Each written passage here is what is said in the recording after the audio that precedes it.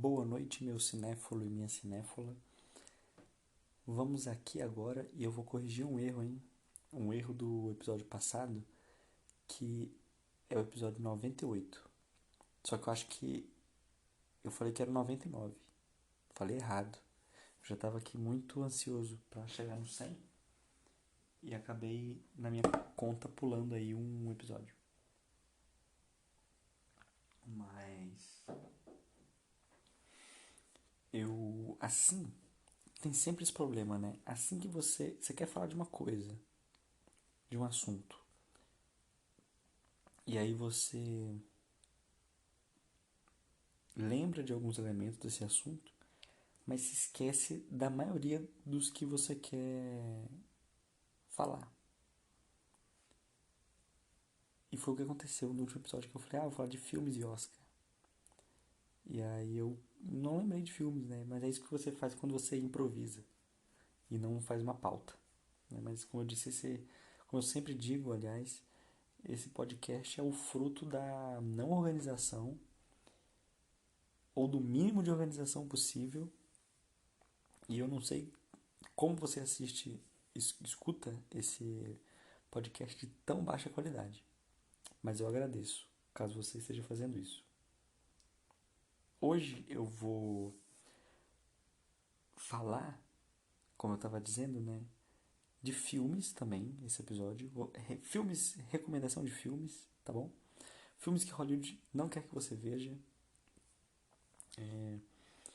Que eu me lembrei de todos eles depois do episódio que eu gravei sobre o Oscar e os filmes lá. E que eu não estava lembrando na hora que eu estava gravando. Mas eu lembrei agora. É isso que eu queria deixar pontuado, né? Então eu fiz aqui uma lista de alguns filmes. E assim, são filmes, a maioria que eu vi recentemente. Ou que, tipo, vi há algum tempo e parece. E parece não, e eu lembro um pouco dele, sabe? Da história. E eu pensei em fazer um especial recomendação de filmes de guerra. Porque a maioria dos filmes que eu listei aqui são filmes de guerra. Que é o que eu assisto muito. Mas tem outros aqui também. Que não são de guerra, é drama, enfim. Então, vou seguir minha listinha. E esse episódio é isso. Recomendações, filmes que Hollywood não quer que você veja. Porque eu não vou recomendar nenhum filme hollywoodiano, nenhum filme imperialista, certo? E não quer que você veja porque Hollywood tenta monopolizar o discurso e a narrativa da visão de mundo estadunidense a partir da dinâmica de soft power que ela utiliza a partir dos filmes, né? Soft power que é o poder suave, né? Um exercício do poder por meios que não são brutais, como a guerra ou a pressão econômica direta, alguma coisa assim, mas é o poder que você exerce, poder econômico, mas principalmente social e político, a partir de meios que não são violentos, como a propaganda, o que envolve os filmes, as séries, e que vendem uma visão de mundo, que vendem uma, um alinhamento com certas ideias que representam interesses de um país, de um grupo, de uma classe. Pois é. E o soft power do imperialismo norte-americano e europeu não quer que você veja outros conteúdos que poderiam te levar a perceber a utilização exatamente desse tipo de relação de poder, que é o soft power, a partir, por exemplo, da mídia e da indústria cultural e do entretenimento. Então, eu vou pegar aqui filmes. Tem uns filmes franceses, tem a maioria soviético, e uns brasileiros, uns documentários. E, como eu disse no último episódio, eu só consigo lembrar, por exemplo, soviéticos, porque são os filmes que eu tenho visto ultimamente, na sua grande maioria. Mas tem outros filmes que eu poderia recomendar também, mas é o que eu tô conseguindo lembrar mais.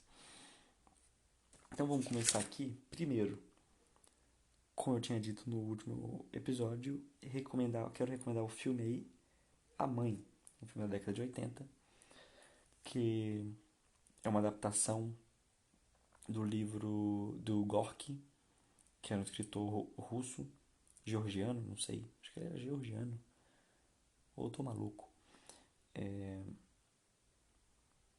Mas eu já falei dele no episódio antigo, vou tentar falar pouco, mas é o filme que vai contar a história de um núcleo familiar, basicamente um filho e a sua mãe, uma mãe muito humilde, uma mulher que, que é muito simples, e o seu filho, que é um jovem, o filme é dividido em duas partes, né? A infância do menino, então quando ele tem ali, sei lá, uns 14 anos, e uma segunda parte, que é a grande maioria do filme, onde ele já tá ali com 20 e qualquer coisa, sei lá, já tá adulto, né? E vai mostrando ali o seu processo de amadurecimento, descoberta da, da luta de classes, das condições, então ele vai das condições materiais em que os trabalhadores são colocados, ele vai querer lutar contra isso aí. Mas a sua mãe acaba se envolvendo na sua política não de maneira planejada, mas as condições de vida, né, dessa família e de luta política leva ao envolvimento primeiramente indireto da mãe e depois vai se tornando cada vez mais direto. É um filme bastante complexo, tem assim, complexo no sentido de eu conseguir resumir aqui. Não consigo resumir muito bem esse filme. É um filme muito sentimental. Tem muitos argumentos, tem muita coisa para se refletir, mas ao mesmo tempo é um filme muito sentimental. Consegue transmitir sentimentos de uma maneira muito bacana. É um filme bem legal e o final é bastante revoltante. Vou deixar marcado aqui. Segundo filme, Idi Ismatri. Ismatri? Não sei. Alguém que fala russo, belorrusso, ucraniano deve me corrigir aí. Que é o filme Vá e Veja, de 1985, do diretor Ellen Klimov. Tecnicamente, o nome do filme deveria ser Vá e Vê, porque essa tradução ela foi feita um pouco errada, né? Seria o Idis Matri, que é Vai Ver em russo, mas aqui no Brasil chegou traduzido como Vai Veja, e que é um nome, essa frase ela vem de alguma parte da Bíblia, eu não lembro, mas o diretor tirou de alguma parte da Bíblia que tem isso, né? Vai ver. Esse filme é um filme que fala sobre. É um filme de drama. As pessoas falam que é um filme de guerra, mas eu acho que não é um filme de guerra. Eu acho que é um filme de drama ambientado na guerra. Né? O Ellen Klimov, que é o diretor, ele foi uma pessoa que viveu durante a Segunda Guerra Mundial, ele era jovem, e o roteirista também, se eu não me engano. E, no geral, os filmes de guerra russos e de outros países também, alguns outros, têm a característica muito interessante de que a grande parte deles foram feitos, produzidos por pessoas que lutaram na guerra, né, de verdade. Então acho que isso muitas vezes traz um outro ar pro filme, de uma outra sensibilidade, vamos colocar assim. E o filme Vai Ver, Vai Veja, ele, ele é baseado na, na vida, você acompanhar a vida de um garoto, de um adolescente, que vive na Belarus, ocupada durante a Segunda Guerra Mundial. A Belarus foi o território que por mais tempo ficou ocupado, né, se a gente observar a União Soviética, foi o território que ficou ocupado por mais tempo.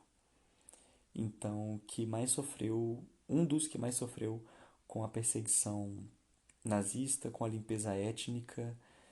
Então, ele vai retratar os crimes de guerra, a limpeza étnica que o fascismo, o nazismo realizou nesse país. E aí você vai acompanhar a história desse menino, que é um camponês, vive numa aldeia no interior da Belarus, e ele quer se juntar à resistência, mas para se juntar à resistência você já tem que ter uma arma, porque a resistência não tem arma para todo mundo. Então você tem que levar a sua própria arma para poder lutar com a resistência. Então o filme começa com dois garotos revirando um campo de batalha antigo, procurando armas para poder se juntar à resistência. E, e com um idoso que aparece em primeiro plano nesse filme, falando para que os meninos não façam isso, né? Oh, não façam isso e tal, brigando com eles. No fim, acaba que eu vou tentar dar spoilers, tá? Mas contar um pouco do filme para despertar a curiosidade, para que você veja o filme, se sinta interessado nisso. Ele acaba indo para a resistência. Eu não acho que é um filme de guerra porque não mostra em momento nenhum um combate. Eu acho que é um filme que busca analisar o psicológico e a perspectiva da pessoa que está envolvida no ambiente de guerra, e como que as pessoas são afetadas por isso, né? Ele acaba indo para a resistência porque ele consegue uma arma e lá ele se encontra conhece uma moça e tudo mais, mas acaba que depois de uma batalha contra os nazistas ele acaba fugindo do acampamento da resistência junto com uma moça. E aí eles tentam viver a vida deles, tipo assim, pô, o que eu faço agora? Eu volto pra casa, volto pra resistência, enfim. E aí eles vão caminhando juntos, voltam na aldeia, mas na aldeia do menino, e continuam sua peregrinação em busca do que fazer, de onde parar, como viver. É um filme muito agoniante, ele é um filme pesado, ele tem cenas fortes, né? Vamos colocar assim. Vi outros filmes com cenas mais fortes, mas é um filme muito psicológico, assim, que te cansa psicologicamente, porque ele é muito brutal. Eu acho que ele é muito brutal, mas sendo muito sensível ao mesmo tempo. É um filme bastante sensível, só que é uma sensibilidade da brutalidade da guerra. Tem um destaque especial para o trabalho de maquiagem, onde você vai acompanhando esse menino, que é um jovem, e ao longo do filme ele vai recebendo uma maquiagem que vai envelhecendo ele. E aí, no começo do filme, ele é um jovem normal aí, de 16, 17 anos. E, cara, no final do filme, parece que é uma pessoa de 60, 70 anos, sofrida, sabe? Com um semblante destruído. E isso é muito marcante no filme. Outra coisa bem marcante no filme, eu não vou falar, é claro, como ele acaba, mas é o final do filme é muito marcante, ele é muito enigmático. E ele acaba com uma cena simbólica que tem um significado pedagógico, vou dar essa dica, e de como a União Soviética e outros países também viam a questão do nazismo. Porque em Hollywood, se você for ver um filme de guerra, os nazistas serão tratados como são pessoas que eram doidos, foi um momento, um ponto fora da curva, né? Um momento de loucura coletiva que não vai acontecer mais. Então é uma questão muito mais de culpar os indivíduos, né, que cometeram crimes de guerra e os nazistas e falar, são maus.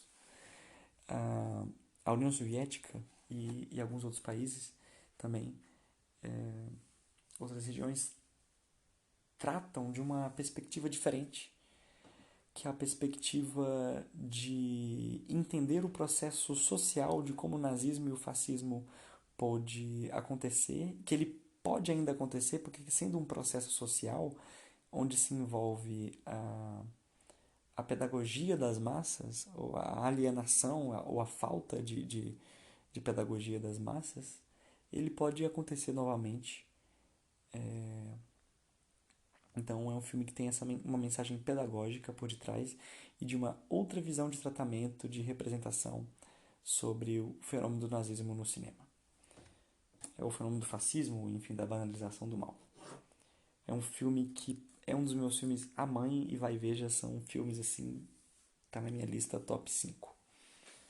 O outro filme que tá aqui na minha lista para recomendar é o filme Guerra e Paz, do diretor e ator soviético Sergei Bondarchuk, não sei como se fala, que é uma adaptação do famoso livro do Tolstói, Guerra e Paz. É um filme que foi produzido entre 1965 e 67. O filme é dividido em 4 partes, então é bem longo. Né? São 4 filmes, parte 1, parte 2, parte 3. Adaptação do livro Guerra e Paz, que eu nunca li, não sei como é que exatamente a história, sua fidedignidade em relação ao, ao filme, mas é um filme muito bom, é um filme visualmente muito impactante. Ele foi feito para ser impactante, no sentido de que ele é muito bonito visualmente. Parece que qualquer cena, sabe, você assistir o filme, qualquer momento que você pausar o filme, é como se ele quisesse reproduzir uma pintura do período renascentista. Ou renascentista? Perdão, viajei demais. Do período romancista, do período romântico. É, é isso, é um filme incrível que em qualquer frame que você tentar pausar o filme, na maioria do filme, na verdade, parece que é uma pintura, sabe? Aquela estética da pintura do período romântico. Então ele é um filme muito bonito, assim, a fotografia, a disposição de câmera que está acontecendo ali. Tem uma história muito bacana com os personagens ali, com algumas discussões filosóficas. Outra coisa que é visualmente muito impressionante no filme são as cenas de guerra. E é um filme que fala de guerra, mas ele não é focado exclusivamente nas batalhas e na ação. É um filme de drama barra guerra. Então, tem as cenas de drama onde você acompanha ah, a vida dos personagens, os seus questionamentos, seus problemas, suas relações. Mas nos momentos de guerra, de aventura do filme, ele foi muito bem produzido. É um filme que eu disse, cara, esse filme não pode ter sido de 1960. Não tem como, sabe? Porque é muito, muito incrível. As cenas são assim, de tirar o fôlego. Claro, não é um filme da década de 60. Então as cenas de ação terão uma dinâmica muito diferente de um filme de ação que a gente vê hoje. Né? Mas eu tento ter um olhar histórico e pensar, pô, é um filme da década de 60. Então, isso aqui na década de 60 é eletrizante. Até hoje, na realidade, com as suas diferenças, né? Tomadas as devidas proporções, mas é um filme com cenas de tirar o fôlego, com a dramaticidade da guerra. É incrível. É o filme que tem o recorde também aí, é um recorde mundial de ser o filme com o maior número de figurantes que já foi utilizado em filmes, isso por causa das grandes cenas de guerra. Você tem closes aéreos que pega assim de cima toda a batalha que está acontecendo e ao mesmo tempo você às vezes tem uma mudança para uma perspectiva individual, ou seja, você está acompanhando os soldados lutando e outra hora você está olhando ali o conjunto da guerra como um todo e é de tirar o fôlego. Então, recomendo muito esse filme. É um dos meus filmes favoritos. É um filme muito bonito, esteticamente, a fotografia, que tem cenas de ação de tirar o fôlego. e é muito bom. É longo, são 4 partes de filme, né? Cada parte tem aí 2 horas, 1 hora e meia pelo menos. Então, Guerra e Paz já foi. Vamos agora aqui para alguns filmes brasileiros. Eu gosto muito de um documentário chamado. Esse documentário tem no YouTube, dá para você achar, eu acho que bem fácil. Se não tiver no YouTube, na internet é fácil de encontrar também, que se chama O Dia que Durou 21 Anos. Um documentário de 2015. Não peguei o nome do diretor aqui, vacilo meu. É de 2015, que fala sobre a ditadura militar. Na verdade, é um filme bem focado em explicar e relatar o dia do golpe. Claro, falar sobre os antecedentes, o que levou ao golpe militar, com entrevistas com diversas pessoas, com historiadores, tanto historiadores brasileiros como um historiador americano, no caso, com figuras políticas e que tem imagens, tem uma narrativa que não é chata, sabe um documentário chato, tipo, que é bastante, pô, beleza, é bastante informativo, mas é chato. Esse documentário ele é bastante informativo, é bastante dinâmico, é muito legal. Eu acho que é um documentário muito bom para você que quer aprender sobre ditadura, quer aprofundar seu conhecimento sobre ditadura, que traz informações atualizadas. Tudo bem que a gente está falando de um filme de 2015, quase 10 anos atrás, mas ainda traz informações bastante atualizadas, como o envolvimento dos Estados Unidos no golpe e uma descrição do que foi a Operação Brother Sun, que foi uma operação militar que os Estados Unidos fez na busca de intervir militarmente no Brasil. E é um documentário que eu acho muito bacana, certo? Então vou deixar essa recomendação aí também. O próximo filme é um filme brasileiro também. É um filme, acho que é da década de 70 ou 80, eu não me lembro. Mas é o filme O Homem que Virou Suco. É um filme que é o seguinte, qual que é a historinha do filme? O filme começa com um trabalhador de uma fábrica, sei lá, uma fábrica da Volkswagen, uma coisa assim, aqui no Brasil, lá na região de São Paulo, do Rio, eu não lembro, acho que é São Paulo que tem essa zona aí do ABC paulista, industrial, mas posso estar errado. Mas mostra a questão de um trabalhador, é um filme que se passa durante a ditadura, né? Então a vida do trabalhador era bastante difícil, era bastante explorado. E você tem um trabalhador, um operário que. Um operário exemplar, que trabalha bem e tudo mais. Só que aí vai mostrando ali que tem uns cortes de salário, de que o trabalho ele é muito duro. E vai ter uma reunião, acontece uma reunião na firma, onde o dono da empresa, né, sei lá, um gerente, o grande gerente ali da empresa, um bambambam, bam, bam, ele vai falar com os trabalhadores, e aí esse trabalhador, ele revoltado e etc., ele acaba matando nessa reunião o chefe dele, né, no seu processo de revolta. E ele, depois disso, foge, acaba fugindo. Depois você acompanha um outro personagem que é um nordestino que está indo para São Paulo tentar a vida, né? Aquela questão do êxodo rural. Então, uma pessoa bastante humilde que se muda para São Paulo para buscar emprego, viver a sua vida. Só que a grande sacada do filme é que é o mesmo ator que faz os dois personagens. Porque é como se fossem, tipo, pessoas muito parecidas, sabe? São pessoas diferentes. Tem o operário que matou o chefe e o nordestino que está vindo para virar operário em São Paulo. E é o mesmo ator que faz, e a ideia é exatamente que eles sejam parecidos, porque a história vai falar assim, vai trabalhar em cima da semelhança física entre essas duas pessoas, né? Que vai ter um momento em que vai ter uma confusão ali, de que a polícia obviamente vai procurar o trabalhador que matou o chefe,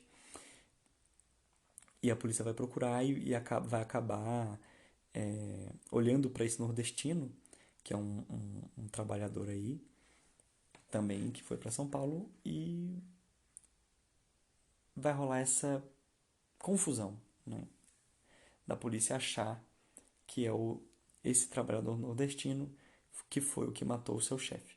Mas basicamente o filme ele vai acompanhar a vida desse nordestino tentando a sorte em São Paulo, na cidade grande, cidade das oportunidades. E vai mostrando as condições de trabalho, as condições de vida, os desrespeitos e vai mostrando como que ele vai arranjando vários trabalhos, e ele não vai conseguindo se adaptar a nenhum desses trabalhos por causa exatamente da xenofobia ou do grau de exploração que ele sofre ali. E ele vai se emputecendo e ficando revoltado, assim como aquele cara no começo, né, o que matou o chefe. E aí vira aquela coisa, bem, poderia ser qualquer trabalhador, sabe? Não é uma coisa exclusiva ou de uma ou outra pessoa, mas qualquer trabalhador poderia chegar nesse ponto de estresse generalizado, de frustração e etc. Então é um filme bastante legal. O Homem que Virou Suco, eu acho, há pouco tempo atrás tinha ele no YouTube de graça, ok?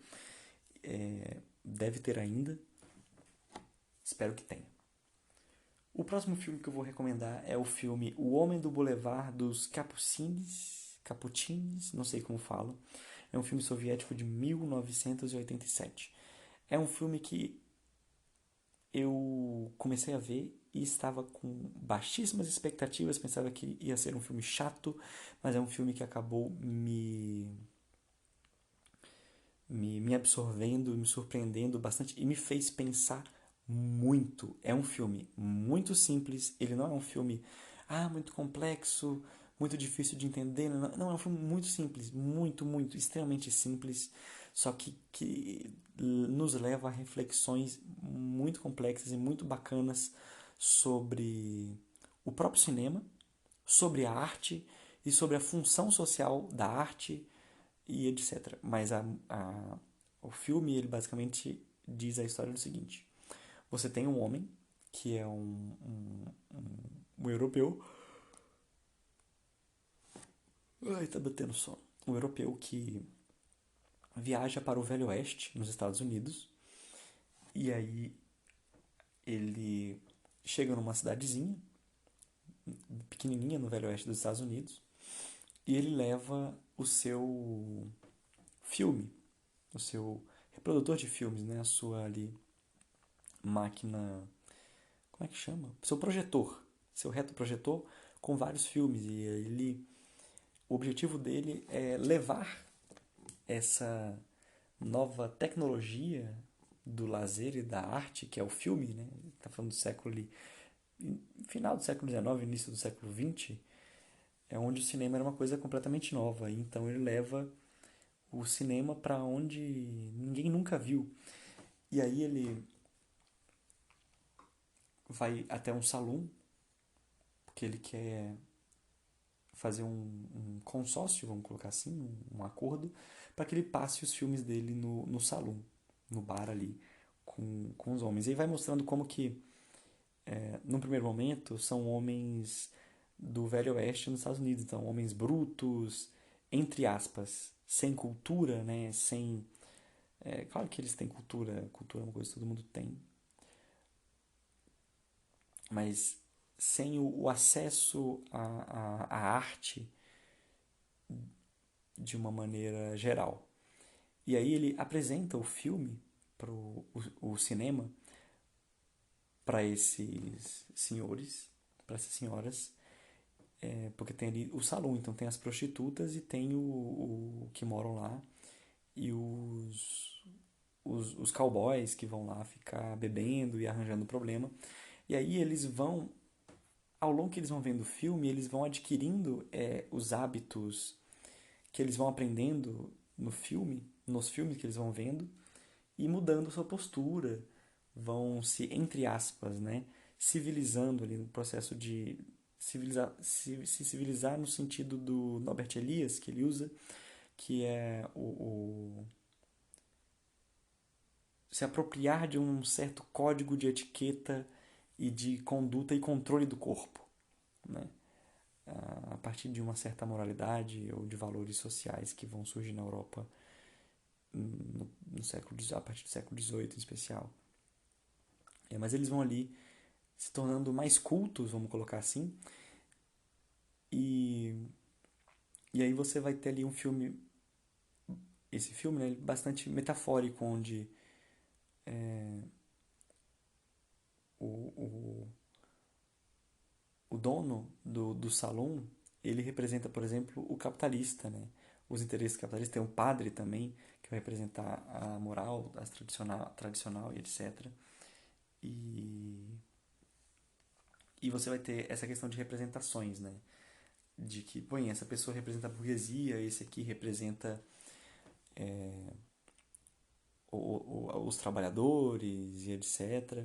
Enfim, a questão é que a partir do cinema, esses cowboys e as prostitutas vão se conscientizando de qual é o seu papel no mundo, de que é possível transformar o mundo.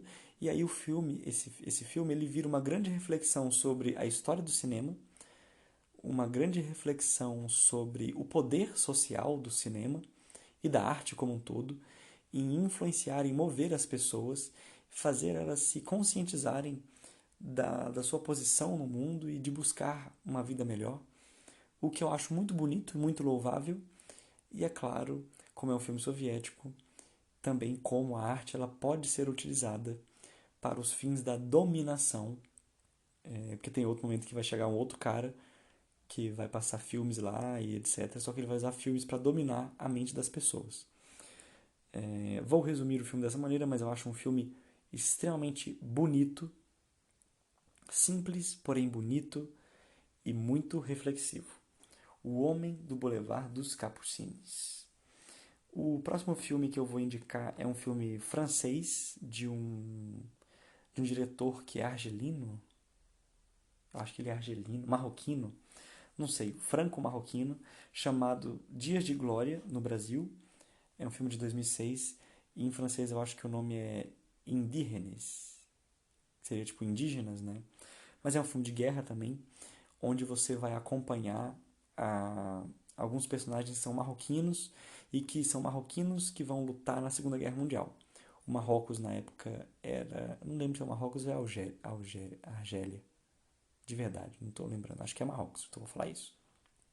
Você acompanha um grupo de marroquinos que vão lutar na Segunda Guerra Mundial, lembrando que o Marrocos, também a Argélia, eram colônias francesas, então meio que não tinha opção, ou você tinha uma grande forçação de barra para isso rolar. E você vai acompanhar então um grupo de soldados argelinos que são colonizados, são pessoas colonizadas lutando pela França. E é um filme que eu acho que também combina muito bem cenas de ação, de guerra, então consegue ser um blockbuster, sabe? Um filme que você vai ver pela ação, mas que tem muitas reflexões sobre o racismo, no fundo, sobre o colonialismo, e isso tudo dentro do contexto da guerra e de como muitos desses soldados racializados, colonizados, isso até mesmo nos Estados Unidos, eles se alistavam e buscavam lutar para mostrar que são dignos de alguma coisa, já que no sistema colonial, aquele que é colonizado, ele se torna um objeto e é desumanizado e tem as suas qualidades rebaixadas apenas para simples trabalhos braçais e é desvalorizado. Então, os soldados coloniais eles buscavam muitas vezes no campo de batalha mostrar que eram valorosos, né? Mas é um filme que fala muito sobre colonialismo e racismo. É um filme muito bom porque a gente pode pensar muita coisa sobre racismo e colonialismo ao mesmo tempo que a gente vê cenas muito boas e de muita porradaria, né? De muita ação. Outro filme aqui que eu vou deixar de recomendação é o filme A Negra D, três pontinhos.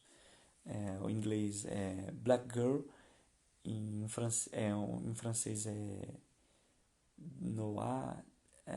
Tá, foda-se, não vou conseguir falar em francês. Mas é um filme de um senegalês. É um filme de 1966, do diretor.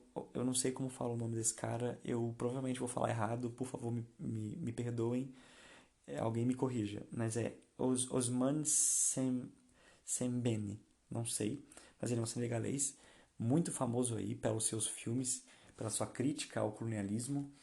Eu já vi 2 filmes dele, eu tenho outros aqui para ver na minha lista. Esse é o filme de 1966. A Negra D conta a história de uma doméstica que, no Marrocos, essa sim no Marrocos, uma doméstica marroquina, uma mulher negra, portanto, que faz trabalhos para uma família, um casal de brancos, franceses. O Marrocos, como eu disse, que foi colônia da França. E aí você tem esse casal de franceses, que é um casal de classe média, e precisam da doméstica, e você vai acompanhando a vida dessa doméstica e os sofrimentos dela. Seus pensamentos, a sua vivência, a forma de tratamento entre os patrões e ela, sendo que os patrões representam esse ato colonizador de como a cultura negra é, por exemplo, apropriada pelo colonizador como um aparato decorativo, como algo exótico a se cultuar para mostrar que você é uma pessoa bem viajada, vamos colocar assim. Tem alguns momentos que o filme faz essa crítica, mas é claro que tem muitas outras críticas. É um filme muito sensível, acho incrivelmente sensível. Um filme que também gera angústia e tem um final muito desastroso e triste e que o filme não te prepara. Bem, agora que eu estou falando, você vai se preparar para um final desastroso. Mas o filme não te prepara, talvez, pro final, sabe? Então, mesmo que o final seja assim meio óbvio, tipo assim, poxa, eu poderia ver que isso aconteceria, mas ainda assim é muito triste, é muito bad. É um filme que eu recomendo muito. Tem um outro filme que eu tentei achar desse diretor, que é um filme curtinho, é um filme bem antigo também, da década de 60 ou até de antes, que fala que se passa numa pequena aldeia e critica a colonização também, mas eu não vou lembrar. Eu preciso muito pegar uma água agora. E também lembrando que esse Ousmane Sembene, ele trabalha muito bem os elementos simbólicos do filme. É um filme, os filmes que ele faz são filmes que você tem que decifrar. A partir dos símbolos, às vezes não tem muita fala.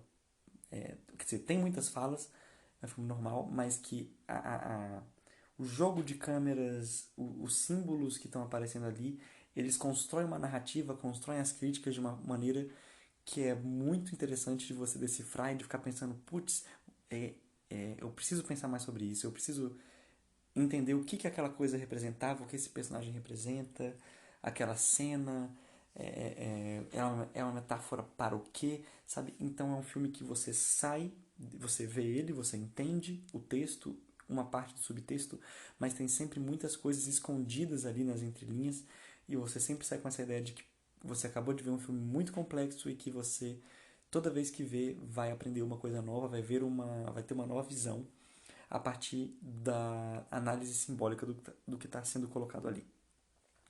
O próximo filme, vamos beber um chá. O próximo filme é um documentário brasileiro também, que é chamado Cabra Marcado para Morrer. É um documentário muito bom que fala sobre, veja só, a ditadura no Brasil.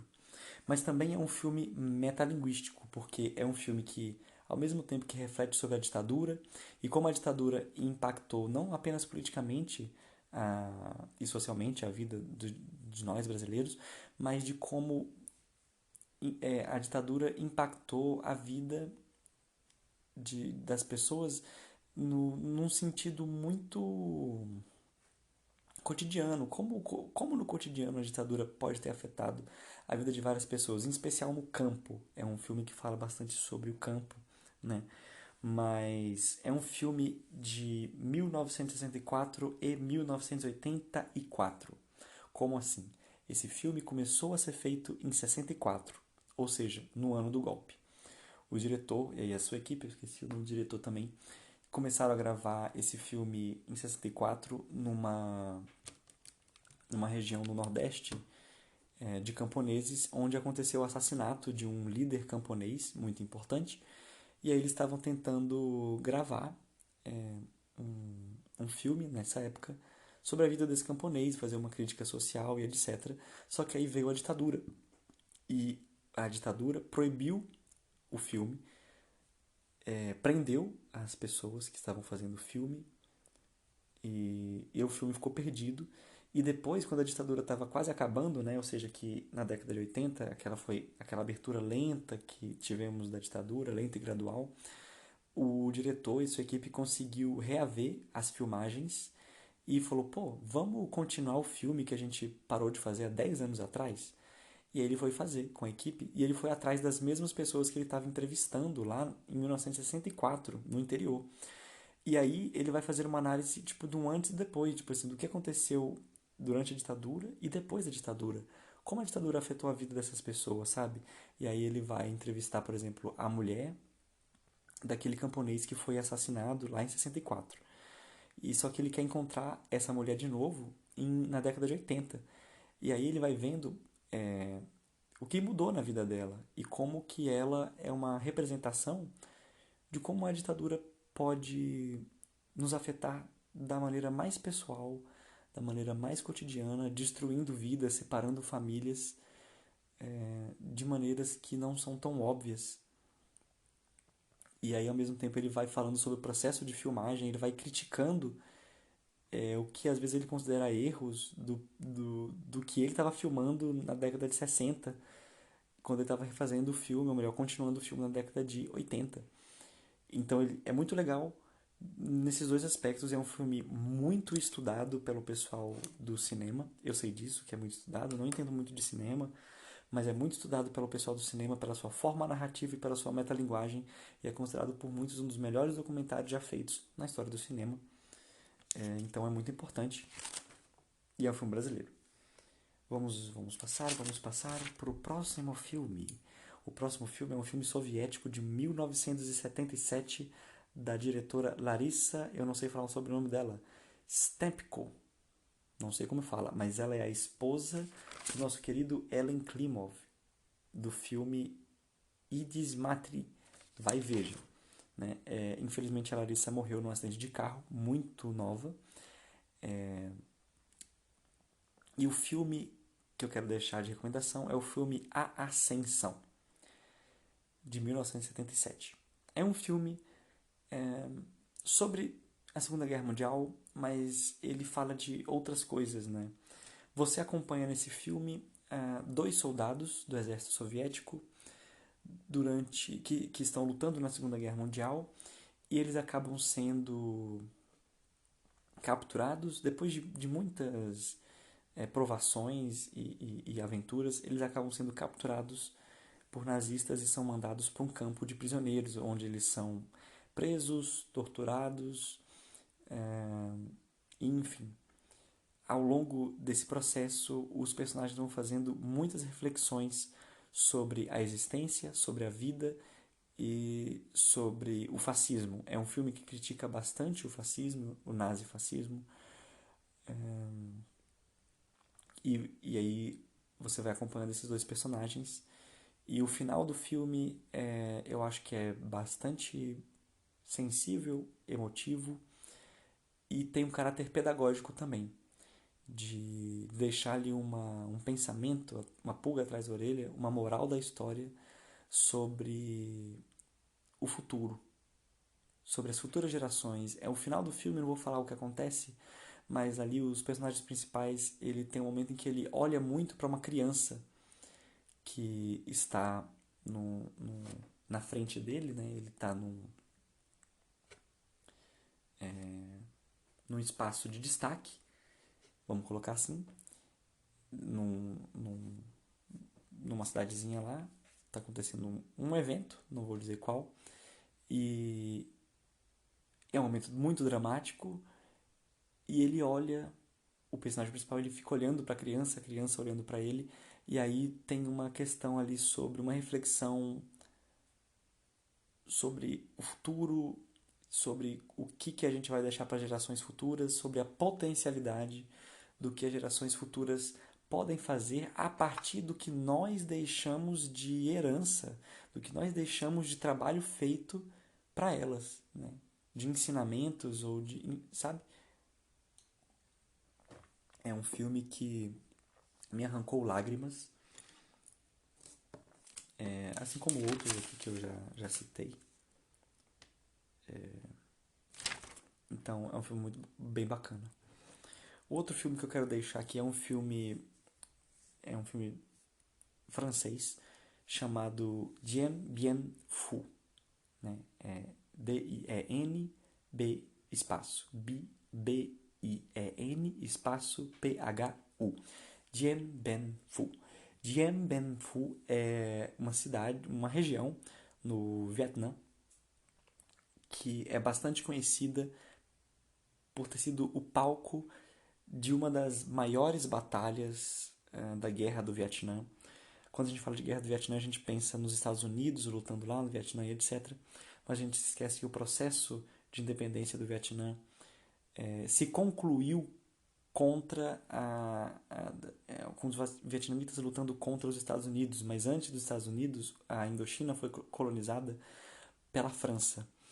E você teve batalha entre os vietnamitas e os franceses, em especial depois da Segunda Guerra Mundial até 1954, que é quando acontece a Batalha de Dien Bien Phu. E antes dos franceses, né, na década de 50, o Vietnã travou uma guerra contra o Japão, que tentou colonizar um país que já estava colonizado, né, que a França tinha colonizado o Vietnã no século XIX. Foi uma colonização extremamente brutal. E o expansionismo japonês levou a uma invasão do Vietnã, que foi brutal, e aí depois o Vietnã se tornou um país independente, mas aí a França falou, não, não, não, vou te recolonizar, e isso levou a mais um período de guerra. E que teve o seu final selado pela Batalha de Dien Bien Phu, onde o exército vietnamita simplesmente almoçou o exército francês. Foi uma derrota retumbante, talvez a pior derrota do exército francês, talvez tirando a derrota na Segunda Guerra Mundial em 1940, onde eles só se renderam depois de um mês de batalha contra os nazistas, o que foi bastante humilhante. Mas a batalha de Dien Bien, o exército francês acumula muitas humilhações militares, ainda bem. Mas é um filme francês feito por um jornalista, fotógrafo e cineasta francês, que eu esqueci o nome. Mas é interessante porque é um cara que esteve na batalha de Dien Bien Phu e sobreviveu.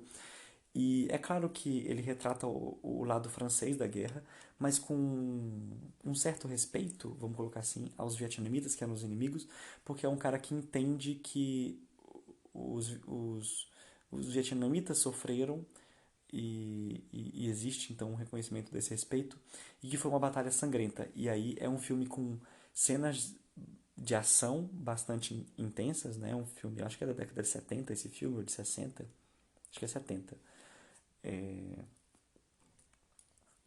E é um filme que eu recomendo para a gente entender um pouco desse processo pouco conhecido da guerra francesa na Indochina, no Vietnã, e que foi uma grande humilhação para o exército francês, que tem envolvido racismo, inclusive, porque um dos fatores para a França ter perdido essa batalha foi de ter subestimado seus inimigos vietnamitas a partir de que, porra, são vietnamitas, eles são inferiores a nós, supostamente os brancos superiores. E aí os vietnamitas foram muito mais inteligentes e esforçados e venceram essa batalha. Vou adicionar um filme que eu não tinha colocado aqui, é um outro filme francês de guerra, que se chama A Batalha da Argélia. É um filme da década de 60, se eu não me engano. Ele é um filme que é quase um documentário. É muito, muito bom. É um filme francês que fala sobre a libertação da Argélia, a Revolução Argelina, que era um outro país que foi africano, que foi colonizado pela França. E aí é um filme que vai falar sobre uma das batalhas urbanas de libertação na Argélia. Ele é tipo um documentário, assim, ele é um filme que tem os personagens e tal, mas ele tem uma estrutura que vai te contando a história, pô, o que estava acontecendo, o que aconteceu aí, aconteceu, é, é, houve esse fato político que envolveu essa consequência e levou a isso e etc.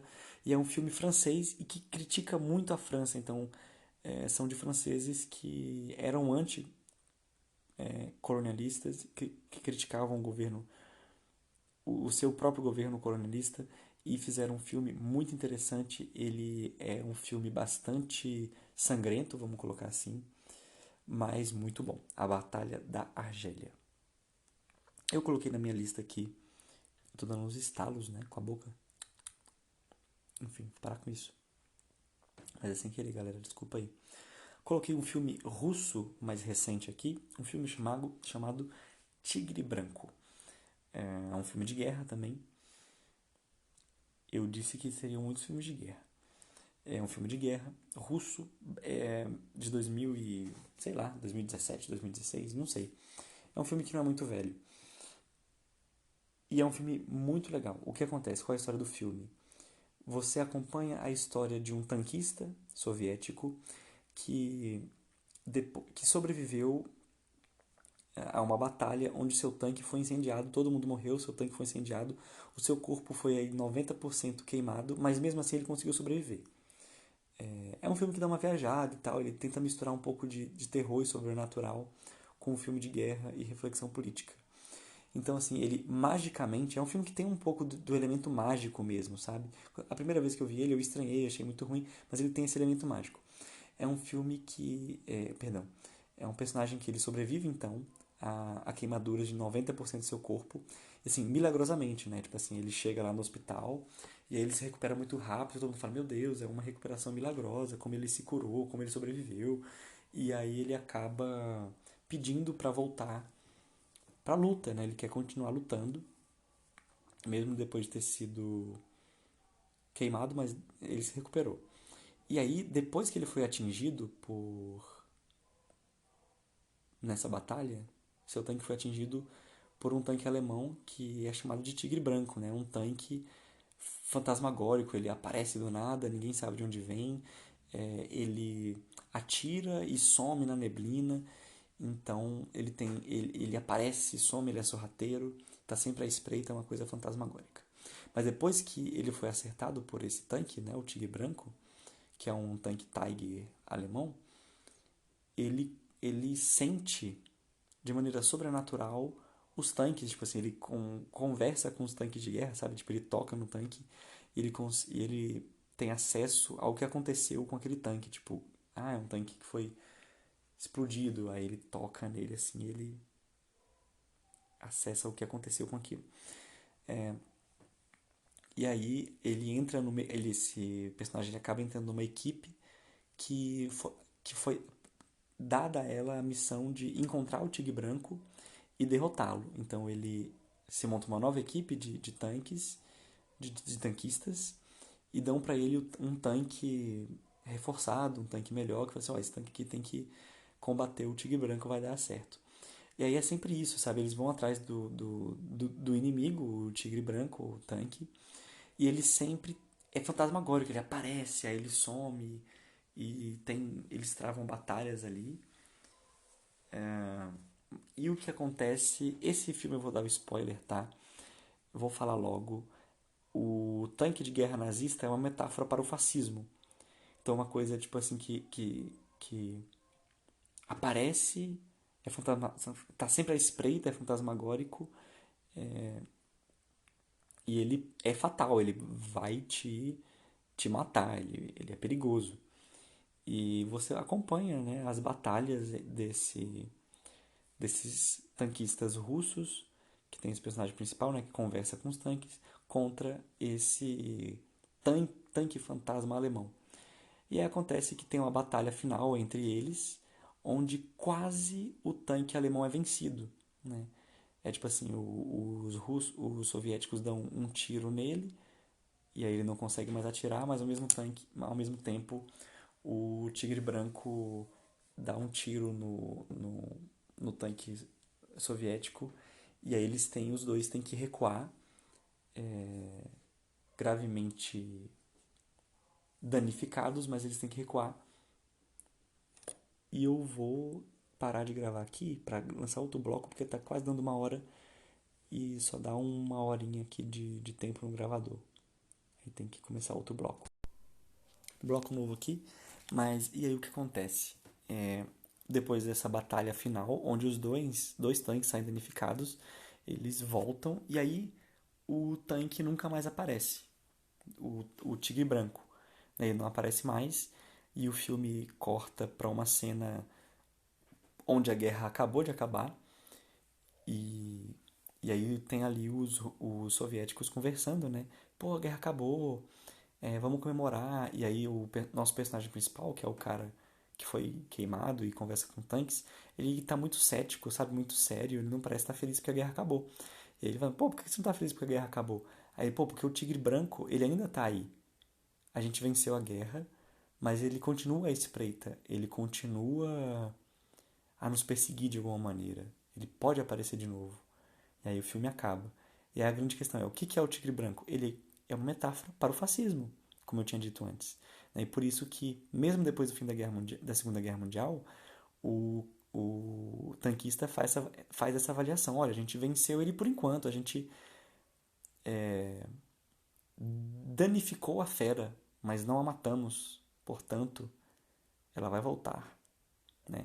E é um filme que foi feito assim no contexto de 2016, 2017, que é o contexto que a extrema-direita, o fascismo estava avançando no mundo, né?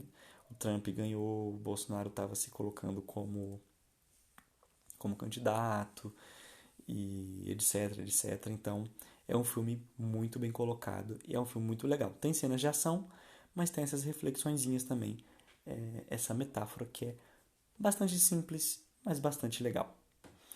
E por último aqui, para concluir, eu quero recomendar uma série de filmes absolutamente gigantesca. É uma série de filmes do diretor Yuri Ozerov, que era um cineasta soviético, mas também que lutou durante a Segunda Guerra Mundial. E ele decidiu que queria fazer uma série de filmes que retratasse toda a guerra. E aí ele fez isso. Ele começou com o filme Ucraína, não sei como se fala isso, Ucraína, né? Não sei, está certo que é Libertação. Ele não fez na ordem cronológica, então tipo assim, vou fazer um filme que fala sobre toda a guerra. Aí ele começa do começo da guerra, lá em 41, e vai indo até 45. Né? Mas ele começou a retratar, a fazer esse projeto a partir de retratar a Batalha de Kursk em 1943 e até a Batalha de Berlim. Aí depois ele fez os outros filmes que falavam do começo da guerra. Mas eu vou citar aqui eles na ordem cronológica da guerra, mas não na ordem cronológica em que eles foram feitos. Ele fez os filmes A Batalha por Moscou, The Battle of Moscow, que é um filme de 1984, eu acho, que ele vai pegar ali o começo da guerra. Né? Então, tipo, do começo da guerra até o final da Batalha de Moscou.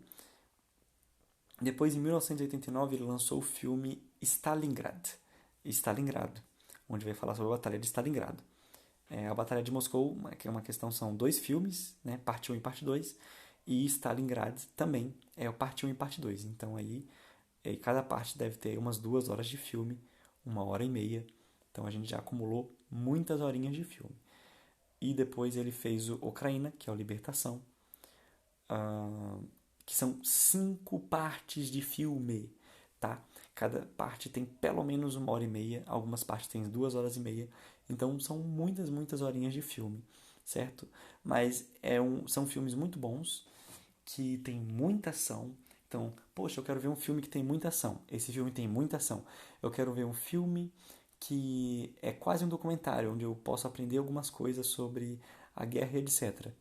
Também é retratado. É um filme muito legal porque ele tem muitos personagens e você acompanha ao mesmo tempo esses muitos personagens. Alguns personagens que são históricos, como por exemplo os generais, soviéticos e os generais alemães. Mas você também acompanha os soldadinhos que estão ali lutando é, no dia a dia. Então você tem essa parte, quando você vai falar dos generais e dos políticos, né, vai falar ali do Stalin, do Roosevelt, do Churchill, do que eles estavam pensando de estratégia de guerra, mostra as estratégias, quais foram as estratégias empregadas para se vencer uma batalha e tudo mais, o que os generais estavam pensando. E aí são generais que realmente existiram, são figuras históricas que existiram e é muito legal você ver esse ponto de vista. Ao mesmo tempo em que você acompanha alguns soldados. Então são muitos personagens. Você, ao longo de todo o filme, pelo menos do Libertação, você acompanha um casal, né, que é um oficial e uma moça que é namorada ou é esposa, não me lembro bem, desse oficial. E você acompanha ele durante todos os filmes, mas você também acompanha outros personagens. Sendo que alguns. Isso não é spoiler, porque nos primeiros minutos do filme você acompanha, sei lá, o começo da Batalha de Kursk, e aí você acompanha os tanquistas na Batalha de Kursk, e você pensa, pô, esses são os personagens principais que a gente vai acompanhar. Do nada eles morrem, porque é a Batalha de Kursk. E aí, tipo, depois aparece um outro personagem que você vai acompanhar, e eles vão se revezando, porque na guerra alguns vão morrendo. Mas esse casal você acompanha até o final. De Kursk até a Batalha de Berlim. Então, todos esses filmes eles têm essa característica, né? São filmes diferentes, mas eles estão dentro do mesmo projeto desse diretor de fazer filmes que retratassem toda a história da guerra com essa estrutura, de mostrar tanto as decisões estratégicas, as decisões políticas, o que os generais e os políticos estavam pensando, mas também de mostrar como eram os soldados, como eram as batalhas, em cenas bastante eletrizantes para os padrões de filmes da década de 60, 70 e 80, cenas muito bem feitas, que chamam muita atenção. Tem algumas imprecisões históricas? Sim, existem algumas imprecisões históricas, mas elas podem ser relevadas ou podem ser criticadas. Tudo bem.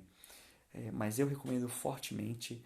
Todos esses filmes você encontra no YouTube, de graça, no canal da Mosfilm, que foi a produtora desses filmes, né?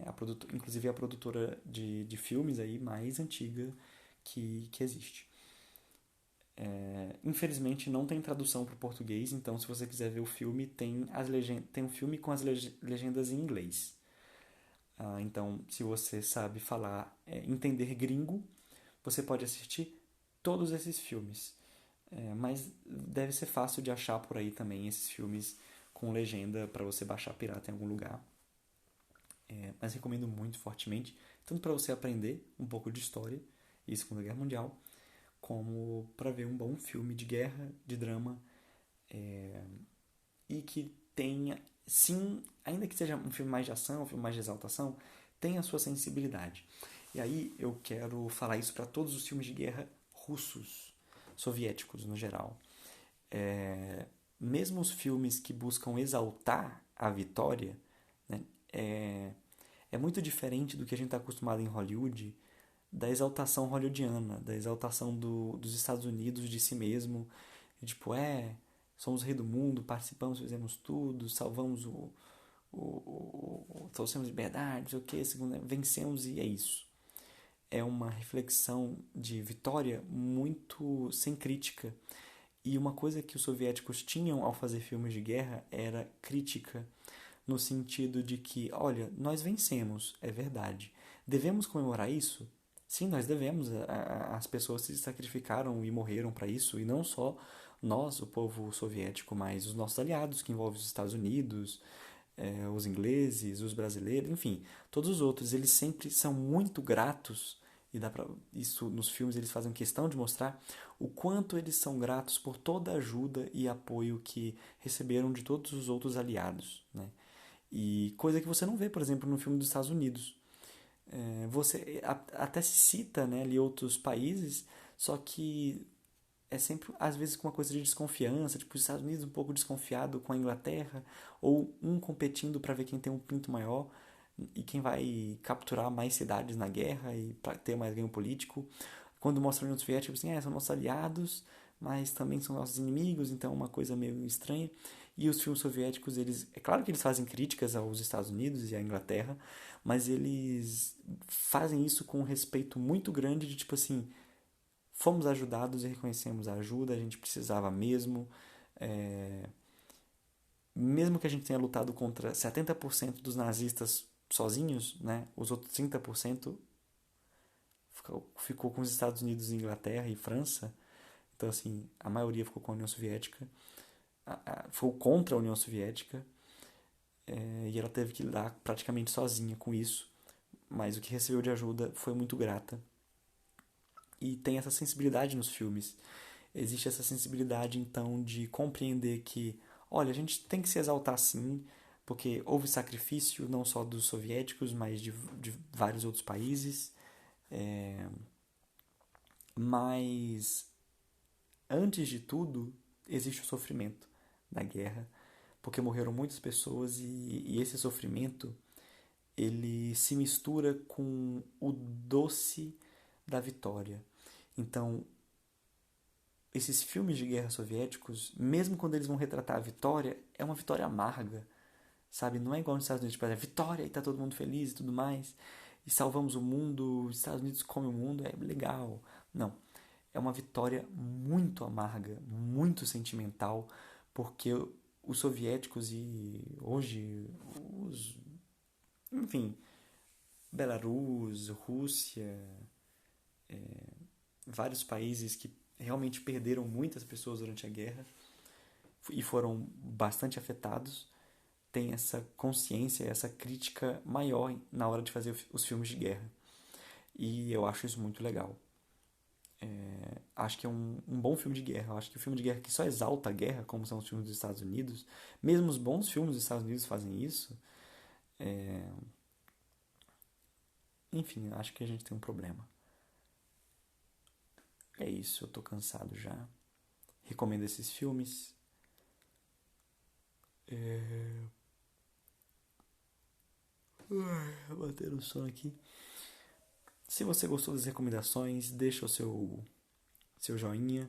Se você quer fazer recomendações de filme para eu assistir, para eu comentar depois, por favor, deixe na caixa de recadinhos aí do Spotify.